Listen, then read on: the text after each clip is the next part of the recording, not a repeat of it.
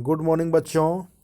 मैं राजेंद्र प्रसाद अपने YouTube channel orthography by Rajendra sir में आप सभी को स्वागत करता हूं। जो इस यूट्यूब चैनल में नए मेहमान हैं वो इस यूट्यूब चैनल को सब्सक्राइब करें और बेल के आइकन की घंटी को दबा दें, क्योंकि मेरे द्वारा जब भी कोई नई वीडियो बनाया जाए तो सर्वप्रथम आप तक पहुंच सके। तो बच्चों, आज मैं पुनः कक्षा 12 एनसीईआरटी भूगोल विषय के अंतर्गत एक टॉपिक है अध्याय 8 निर्माण उद्योग। इसको आज हम जैक बोर्ड के साथ साथ अन्य प्रतियोगी परीक्षाओं में पूछे जाने वाले प्रश्नों के साथ व्याख्या को देखेंगे। तो मैं अपने वीडियो को स्टार्ट करता हूं। सबसे पहले हम देखेंगे कि उद्योगों का वर्गीकरण किन किन आधारों पर किया जाता है। उद्योगों का वर्गीकरण किन किन आधारों पर किया जाता है। तो पहला है स्वामित्व के आधार पर, दूसरा है उत्पादन के उपयोग के आधार पर, तीसरा है कच्चे माल के स्रोत के आधार पर और चौथा है निर्माण वस्तुओं के स्वरूप के आधार पर। तो हम लोग एक एक बात को थोड़ा विस्तार से देखेंगे, क्योंकि यहीं से प्रश्न बनाए जाते हैं। तो सबसे पहले स्वामित्व के आधार पर देखेंगे। तो स्वामित्व अर्थात मालिक के आधार पर, इसको हम लोग मालिक के आधार के नाम से भी जान सकते हैं। तो एक है, पहला है सार्वजनिक क्षेत्र में, और दूसरा है निजी क्षेत्र में अर्थात पर्सनल, और एक है तीसरा मिश्रित, और चौथा सहकारी क्षेत्र में। तो सार्वजनिक क्षेत्र का मतलब हुआ कि वैसे क्षेत्र जहाँ पे ढेर सारे लोगों का ये स्वामित्व होता है, अनेक लोगों का स्वामित्व होता है, वैसे उद्योग को सार्वजनिक क्षेत्र वाले उद्योग कहेंगे। उसी प्रकार है निजी क्षेत्र अर्थात पर्सनल या किसी निजी व्यक्ति का उद्योग। जैसे एक पेन का उद्योग का मालिक एक खास व्यक्ति होता है, चप्पल का उद्योग के मालिक एक खास व्यक्ति होता है। ठीक इसी प्रकार मिश्रित क्षेत्र और सहकारी क्षेत्र भी हैं। अब हम देखते हैं आधारभूत उद्योग, उपभोक्ता उद्योग, पूंजी वस्तु उद्योग, अर्धनिर्मित वस्तु उद्योग। उसके बाद है तीसरे नंबर पर पूंजी वस्तु उद्योग, अर्धनिर्मित वस्तुओं का उद्योग।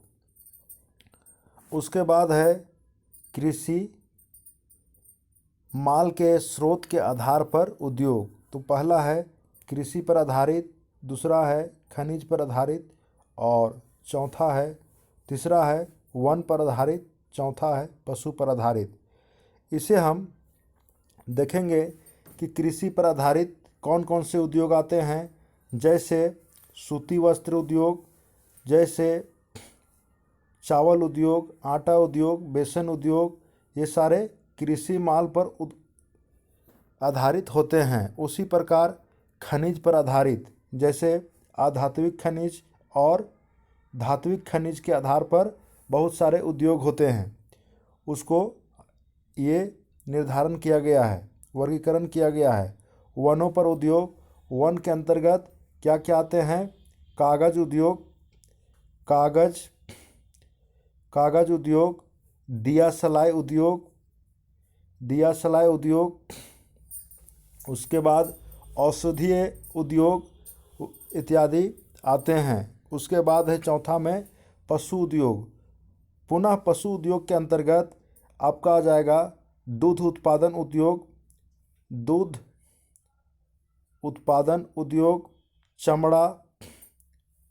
चमड़ा उद्योग, उसके बाद मांस उद्योग, उसके बाद ऊन उद्योग, और कई सारे इसके अंतर्गत आते हैं पशु आधारित उद्योग के अंतर्गत। उसके बाद आते हैं हम लोग चौथा, धातु आधारित उद्योग। अब इसमें भी धातुओं के आधार पर, जैसे लौह धातु पर आधारित, जैसे किस धातु पर, लौह धातु पर, एल्युमिनियम पर, तांबा पर, बॉक्साइट पर आधारित, ये सारे धातु पर आधारित उद्योग होते हैं। उसी प्रकार आंतरिक इंजीनियरिंग पर, रसायन पर, वस्त्र पर। अब वस्त्र में आपका सूती वस्त्र पर हो गया, उसके बाद ऊनी वस्त्र पर, इसी प्रकार रेशमी वस्त्र पर, ढेर सारे वस्त्र पर आधारित उद्योग होते हैं। खाद्य प्रसंस्करण, विद्युत निर्माण, इलेक्ट्रॉनिक, संचार उद्योग। आप इसे डिटेल से देखने के लिए एनसीईआरटी किताब को फॉलो करें। यदि हम डिटेल से बताने लगे तो वीडियो बहुत लंबी बन जाएगी, जिसके चलते हम थोड़ा शॉर्ट में चल रहे हैं। फिर भी बता देते हैं। विद्युत पर आप लोग देखे होंगे, पंखे का एक अलग फैक्ट्री का होता है, एक एलसीडी का, टीवी का, कंप्यूटर का, अलग अलग उद्योग होते हैं। वो किस पर होगा, इलेक्ट्रॉनिक पर होगा। उसी प्रकार संचार में आप लोग देखे होंगे कि मोबाइल के लिए अलग, दूरदर्शन के लिए अलग, एलसीडी के लिए अलग और रेडियो के लिए अलग अलग फैक्ट्री का निर्माण होता है। अब हम लोग देखेंगे उद्योग को प्रभावित करने वाले कारक। उद्योग को प्रभावित करने वाले कारकों को एक नज़र में देखेंगे। तो पहला है कि उद्योग के लिए कच्चा माल। उद्योग के लिए कच्चा माल, यदि किसी प्रदेश में उद्योग के लिए कच्चा माल भरपूर मात्रा में उपलब्ध है तो उससे संबंधित उद्योग उसी क्षेत्र के आसपास लगाए जा सकते हैं। जैसे आपने देखा होगा सूती वस्त्र का उद्योग, जिस प्रदेश में कपास की अधिक उत्पादन होता है उसी प्रदेश में सूती वस्त्र उद्योग की स्थापना की जाती है। ठीक इसी प्रकार लौह अयस्क जिस प्रदेश में पाई जाती है उसी प्रदेश में लौह अयस्क के संबंधित धातु उद्योग की स्थापना किए जाते हैं। जैसे झारखंड में टाटा हो गया। शक्ति के साधन जिस प्रदेश में आपको पेट्रोलियम, कोयला, यूरेनियम, थोरियम जिस प्रदेश में मिलेंगे उससे संबंधित उद्योग उसी के आसपास में विकास करते हैं। बाजार और बैंकिंग व्यवस्था, ये भी बहुत बड़े कारक है, क्योंकि जब हम लोग उत्पादित सामान या सामग्री उसको बाज़ार की कितनी निकटता में है, कितनी कैसी बैंकिंग व्यवस्था है। यदि मान लिया जाए कि झारखंड में यहाँ पे कोयला है और इस कोयला को ले जाना है कहाँ, कोलकाता। यदि कोलकाता में ले जाते हैं और लौह अयस्क लगाते हैं तो महंगा पड़ेगा। कोयला यदि बड़का गांव में लौह अयस्क यदि बड़का गांव में उपलब्ध हो तो, और बाज़ार भी इसी के आसपास में कई सारे रेलवे लाइन क्रॉस किया हो तो इस क्षेत्र में ये उद्योग अधिक विकसित करेंगे। परिवहन एवं संचार के साधन, ये भी बहुत बड़े कारक हैं प्रभावित करने वाले, क्योंकि मान लिया जाए कि इस प्रदेश में आपका सब कुछ मिल गया लेकिन रास्ता नहीं है, परिवहन के अच्छे व्यवस्था नहीं है, तो उत्पादित माल जो है बाज़ार तक, उपभोक्ताओं तक आसानी से नहीं पहुंचाया जा सकता है। औद्योगिक नीति और ऐतिहासिक कारक इसी प्रकार से प्रभावित करते हैं। उसके बाद हम लोग देखेंगे पाठ को एक नज़र में, प्राथमिक क्रियाकलापों से प्राप्त उत्पाद को पुनः निर्माण कर मानव उपयोगी बनाने की क्रिया को द्वितीयक क्रियाकलाप कहा जाता है। द्वितीयक क्रियाकलाप किसे कहा जाता है? तो प्राथमिक क्रियाकलापों से प्राप्त उत्पाद को पुनः निर्माण कर मानव उपयोगी बनाने की क्रिया को द्वितीयक क्रियाकलाप कहा जाता है। इसमें मुख्यतः निर्माण उद्योग आते हैं। निर्माण उद्योग आते हैं। उसके बाद है आधुनिक समय से निर्माण उद्योग अर्थव्यवस्था का एक महत्वपूर्ण हिस्सा बन चुके हैं। देश की प्रगति का आकलन निर्माण उद्योग की दशा से किया जा सकता है। अनुमान लगाया जा सकता है जिस देश में निर्माण उद्योग जितना बेहतर होगा उस देश का दशा और दिशा उतना ही अच्छा होगा। उद्योग को विभिन्न आधारों पर विभिन्न प्रकार से वर्गीकृत कर सकते हैं। जैसे हम ऊपर में एक फ्लो चार्ट के माध्यम से बताने का आप सभी को प्रयास किया। उसमें कुछ और हैं, जैसे आकार के आधार पर, स्वामित्व के आधार पर, उत्पादों के उपयोग के आधार पर और निर्मित उत्पाद किस प्रकार के हैं उसके आधार पर। इस प्रकार भी उद्योगों का वर्गीकरण होता है।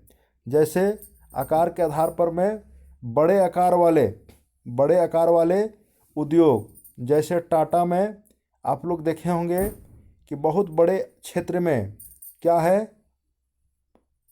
एक उद्योग लगा हुआ है, और एक देखे होंगे कि एक बहुत छोटे क्षेत्र में लगा हुआ है। तो छोटे क्षेत्र और बड़े क्षेत्र के आधार पर आकार के दृष्टिकोण से कि वो कितना बड़ा एरिया में फैला हुआ है। उसी प्रकार स्वामित्व के आधार पर कि उसका मालिक कितने लोग हैं, कितने संख्या में हैं। यदि सिंगल व्यक्ति है तो वो निजी होगा, मिश्रित व्यक्ति है तो सरकार और गैर सरकारी संस्थाएं होंगी। ये भी एक प्रकार से उद्योग का वर्गीकरण का एक आधार है। किसी उद्योग की स्थापना किसी स्थान पर कर सकते हैं। किसी स्थान पर कर सकते हैं। समय इस बात का ध्यान रखा जाता है कि वहाँ के लिए कच्चा माल और बिजली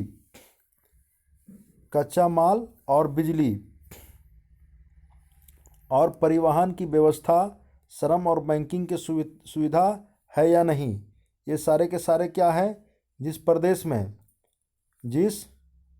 प्रदेश में अनुकूल स्थिति में पाए जाएंगे वहाँ पर बेहतर ढंग से उद्योगों का विकास होता है।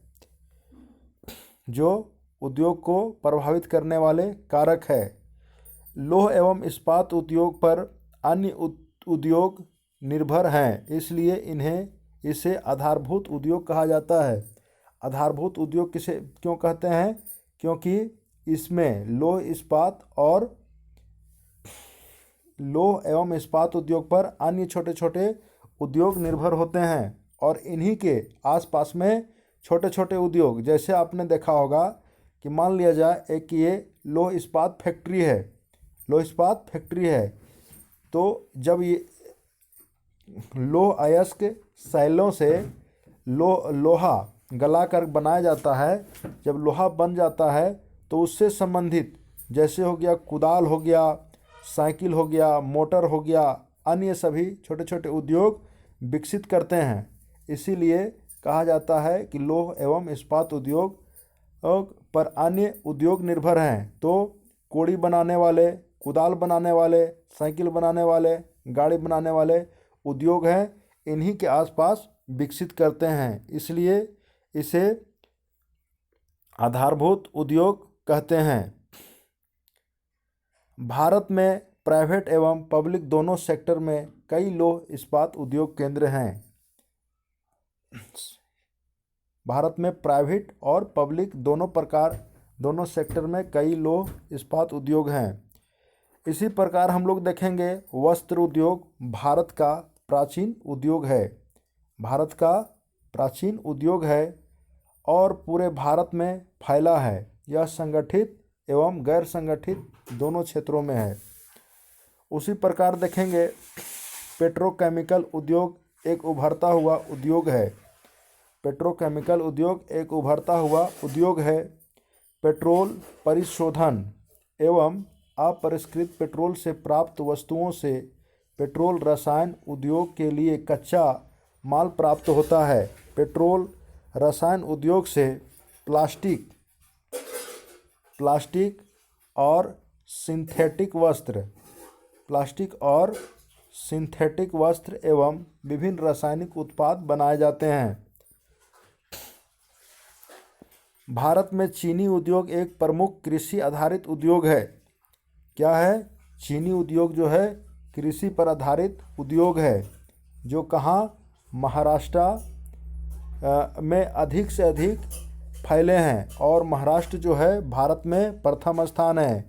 क्यों? क्योंकि महाराष्ट्र में गन्ना की कृषि अधिक होता है, जिससे शुगर कैन अधिक मात्रा में निकाला जाता है और चीनी बनाया जाता है। भारत में उद्योगों को बढ़ावा देने के लिए 1991 में नई औद्योगिक नीति की घोषणा की गई, जिसकी प्रमुख विशेषता औद्योगिक नीति में उदारता एवं विदेशी निवेश को आकर्षित करना।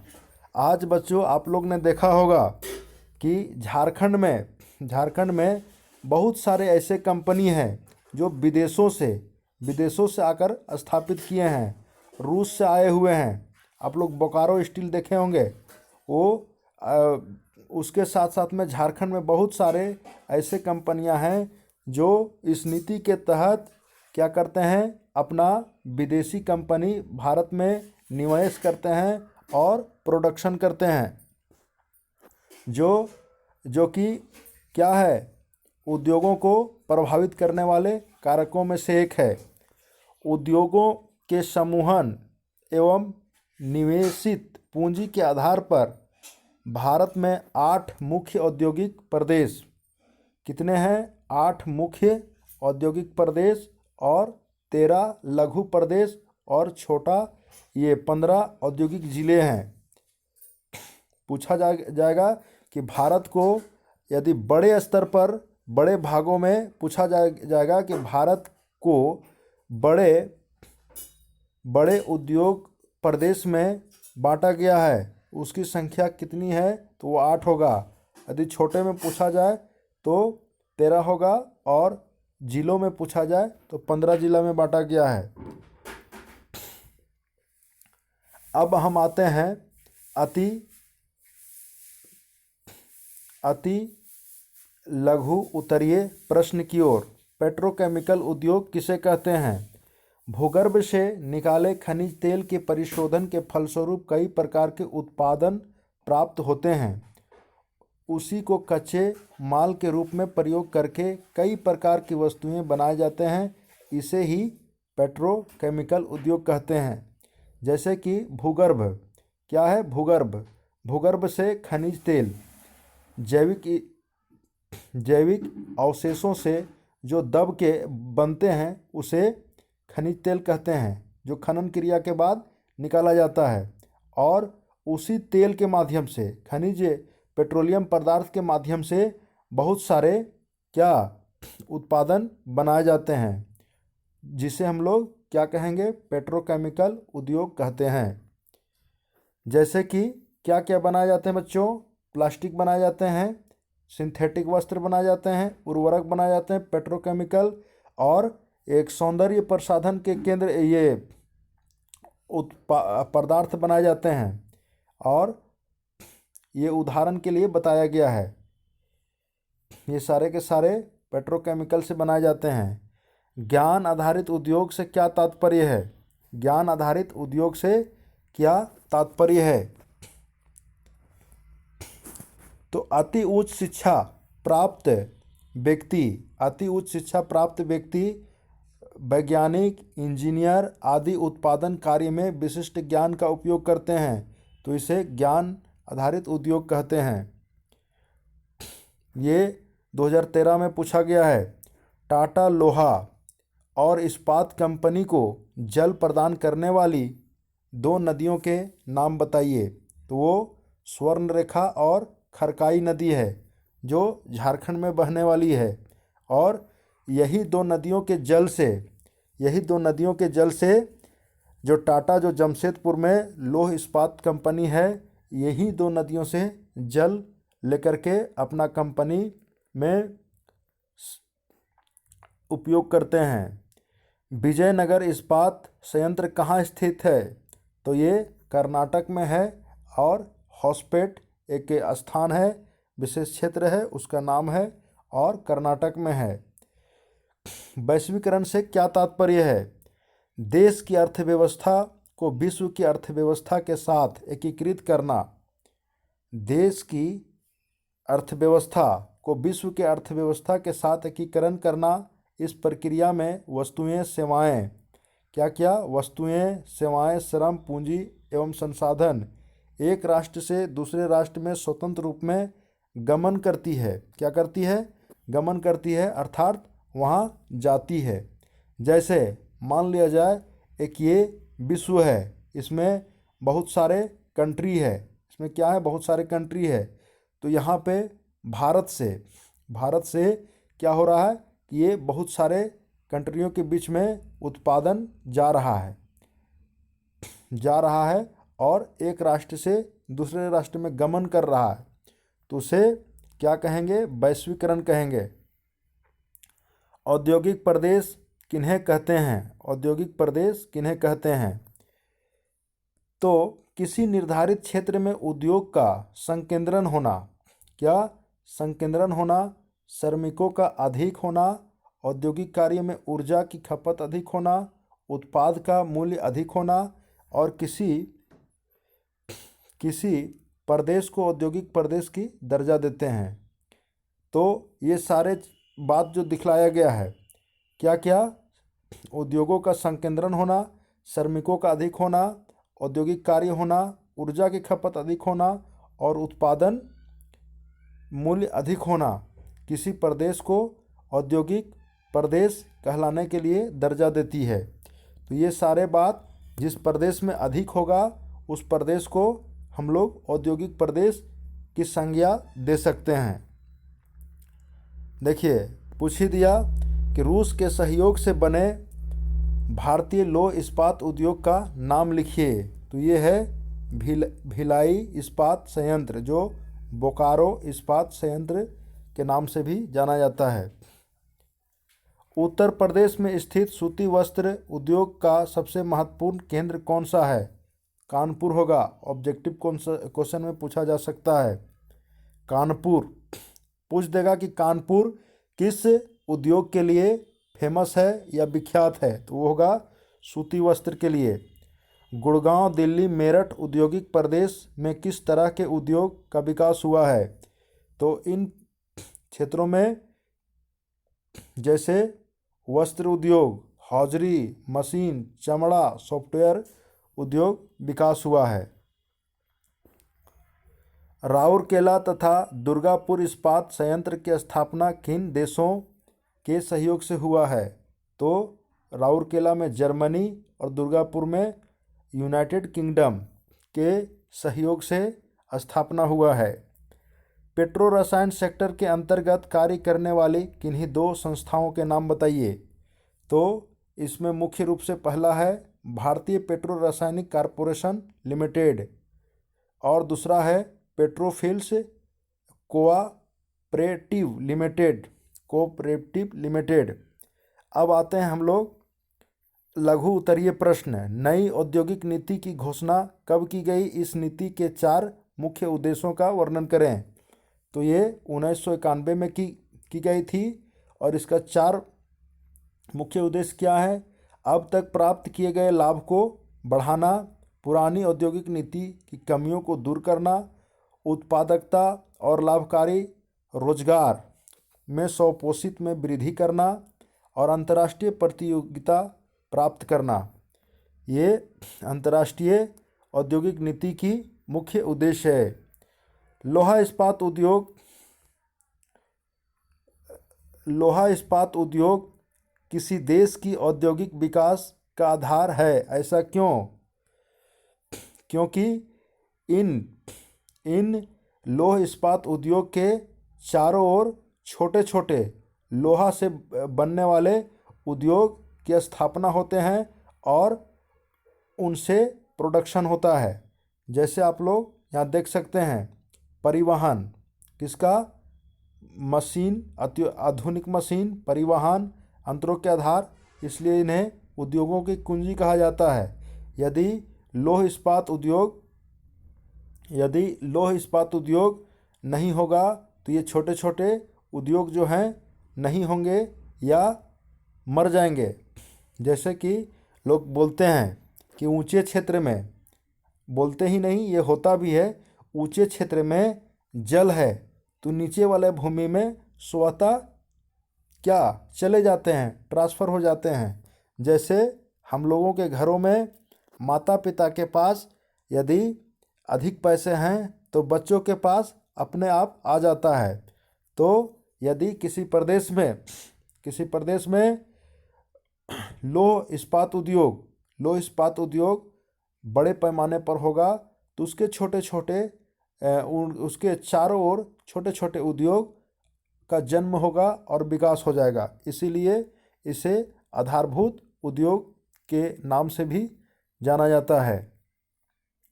सूती वस्त्र उद्योग के 2 सेक्टरों के नाम बताइए। तो 2 सेक्टर है, हथकरघा सेक्टर और विद्युत करघा सेक्टर।